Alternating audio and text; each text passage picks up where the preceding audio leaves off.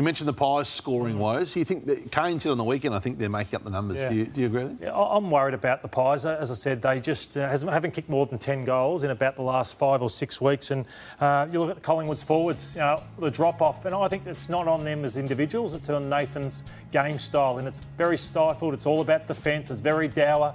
And some of the drop-offs, Josh Thomas, has dropped off significantly. Hoskin Elliott has.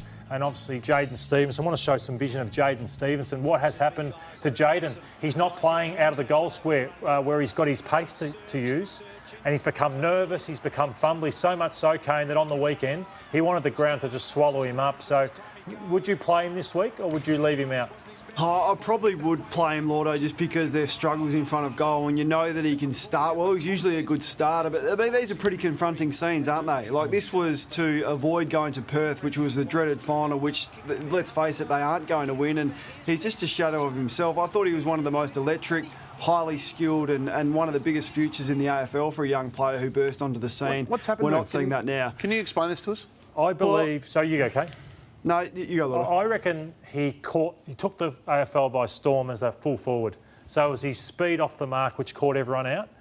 You don't give him that speed, you don't give him the space in front, and what else can Jaidyn Stephenson do? Still very young, Matthew. Yeah, he's young, but he's got to learn some new tricks. This game sorts you out very, very quickly, and I think Jaidyn Stephenson, with pressure and physicality around him, I think he got dropped for the word timid. He was dropped for being timid.